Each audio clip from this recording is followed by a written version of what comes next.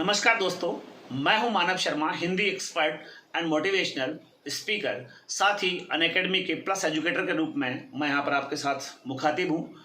दोस्तों, मोटिवेशन की जब बात आती है तो बात आती है संघर्ष की। और संघर्ष के बारे में लोग कहते हैं कि मुझे संघर्ष बहुत करना पड़ा, मेरे साथ ये परिस्थिति हो गई। साथियों, परिस्थितियों का रोना कभी मत रहो। जीवन में अनइथिकल हो गए तो परिस्थितियां आएंगी। आपको लगता है कि ओबामा, ट्रंप, मोदी, इन सबके पास भी इतने ही 24 घंटे हैं। आप कैसे कह सकते हैं कि मैं समय नहीं मिल रहा है मुझे?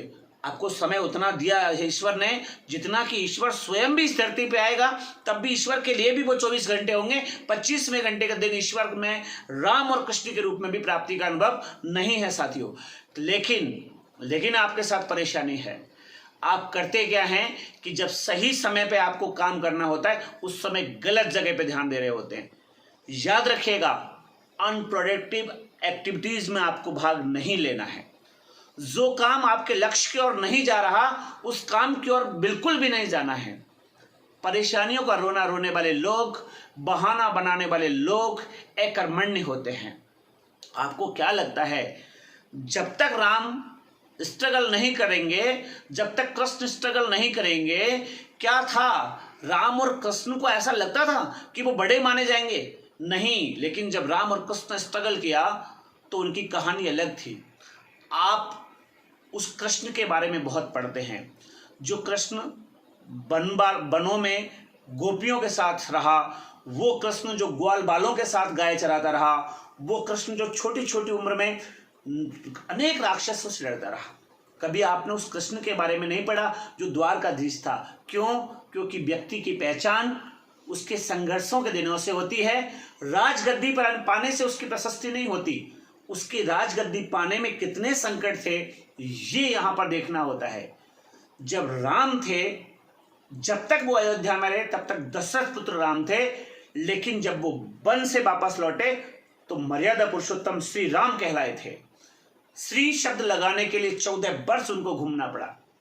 आपको क्या लगता है, अगर राम भी होते उस समय तो सोच सकते थे कि मैं भी एक सामान्य मनुष्य के रूप में हूं, तो क्यों नहीं मैं भी अनइथिकल हो जाऊं? वो कह सकते थे कैकई से, वो कह सकते थे अपने पिता दशरथ से कि वरदान देने वाले पिता जाने और वरदान लेने वाली मां जाने, मैं वन को क्यों जाऊं? लेकिन उन्होंने कहा कि नहीं, अगर मेरे पिता की मर्यादा के लिए काम है तो मैं वन को जाऊंगा। बस इसी बात ने उसे भगवान बनाया। तो स्ट्रगल करिए, संघर्षों में घबराइए मत, डरिए मत। आपको एक बात बताता हूं, आजकल आप देखते होंगे लोग कहते हैं कि वो कंफर्ट जोन में इसलिए आगे बढ़ गया। कंफर्ट जोन में लोग आगे नहीं बढ़ते। प्रोफेसर साहब ने प्रयोगशाला में एक अंडा रखा और बच्चों से कहा कि अभी रुकिए, देखिए इसके अंदर से एक पक्षी का जो है जन्म होगा। जब बच्चों ने देखा कि वो पक्षी जो चिड़िया का जन्म हो रहा था तो उस अंडे में से वो तड़फड़ाने लगा। जब बहुत ज्यादा तड़फड़ाया तो बच्चों को दया आ गई, उन्होंने अंडे को हटा करके और बिना स्ट्रगल किए उस पक्षी को बाहर निकाल दिया। मालूम है क्या हुआ? थोड़ी देर बाद वो पक्षी मर गया। जन्म लेते ही वो मर गया। तो वहां पर जब नवजात वो चूजा खत्म हो गया तो प्रोफेसर साहब ने बच्चों से कहा कि ये आपने क्या किया? मैं 2 मिनट के लिए बाहर गया था, आपने इसमें से बाहर निकाला क्या अंडे में से? बच्चे बोले हाँ सर, हमने इसलिए निकाला कि बहुत तड़फड़ा रहा था, हमें लगा कि मर ना जाए, इसलिए हमने उसको तुरंत जो है कंफर्ट जोन में लाए। प्रोफेसर साहब ने कहा तुम कंफर्ट जोन में नहीं लाए, बल्कि कंफर्ट जोन में लाने से तुमने उसकी हत्या कर दी। क्यों? क्योंकि संघर्ष करता तो उसके शरीर के अंग काम करने लगते, उसकी बॉडी बैलेंस होती, लेकिन आपने क्या किया? उसको कंफर्ट जोन ला दिया और वो फिर मारा गया। जितने भी दुनिया के लोग हैं, चाहे वो अखबार बेचने वाला अब्दुल कलाम हो, चाहे वो मुंबई की नगरपालिका में थड़ियों पे काम करने वाला यूसुफ खान यानी कि दिलीप कुमार साहब हो, चाहे वो 18 वर्ष की उम्र में अखबार पत्रिका में और जो है समाचार वाचक के इंटरव्यू में निकाला गया अमिताभ बच्चन हो, चाहे छोटी सी उम्र में सर्कस नाटक में काम करने वाला शाहरुख खान हो, चाहे एक ढाबे पर काम करने वाला पंजाब का अमृतसर का राजीव भाटिया उर्फ अक्षय कुमार हो, इनके जीवन में संघर्ष आए तो इनकी पहचान बनी। इसलिए मैं आपसे कहता हूं स्ट्रगल करिए। आपको जब दिखती है कि सीढ़ी और लिफ्ट दोनों हैं तो लिफ्ट का सफर त्यागिए, वहां पर सीढ़ी से जाइएगा, पसीना आएगा लेकिन उस सफर का आनंद बहुत अलग होगा। कंफर्ट जोन में रहने वाले लोग एसी में डबल बेड पर पड़े रहते हैं लेकिन नींद नहीं आती, और जो दोपहर में तपती दोपहरी में काम करता है शाम को उसको पता नहीं कब आंख लग जाती है। वास्तविक रूप से नींद का आनंद वही लोग ले पाते हैं। तो मेरी आपको सलाह है प्यारे मित्रों कि विद्यार्थी जीवन संघर्ष का जीवन है। इसे कभी भी सुख सुविधाओं के लिए मत तरसाओ, इसको कठोर बनाओ। जितना कठोर बनाओगे वो बड़ा बनेगा। जब कर्ण की माता कर्ण को आगे बढ़ाने के लिए कहती थी तो कर्ण पूछता था कि आखिर बड़ा बनने के लिए क्या करना पड़ेगा।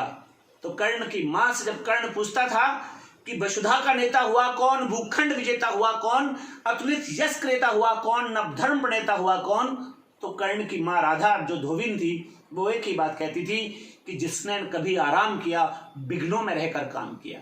तो विघ्नों में रहकर काम करिएगा। समुद्री जहाजों के लिए बंदरगाह से सुरक्षित कोई जगह नहीं है, लेकिन उसके बावजूद वो बंदरगाह पर नहीं रुकना चाहते। वो बंदरगाहों के लिए नहीं बने हैं। समुद्री जहाज बंदरगाह पर रहेगा तो ना डूबेगा ना कुछ खतरा होगा, सब कुछ ठीक रहेगा। उसके बावजूद भी वो लहरों से टकराना पसंद करता है, बीच समुद्र में जाके अटखेलियां खेलना पसंद करता है।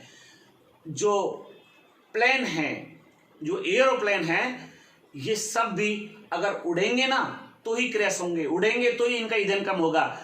इनके लिए एयरपोर्ट सबसे सुरक्षित जगह है, लेकिन एयरपोर्ट के लिए नहीं बने हैं। हवा में जाते हैं और बातें करते हैं संघर्षों से। तो मेरा आपको सलाह है कि संघर्ष करिए। युवा लोग हैं आप, और जाते जाते यही कि जिस नर में आत्म शक्ति है वो शीश झुकाना क्या जाने, जिस नर में प्रभु की भक्ति है वो पाप कमाना क्या जाने, जो तेज तीर तलवारों के औजारों से भी खेला है वो रणभूमि में जाकर के फिर कदम हटाना क्या जाने। Thank you.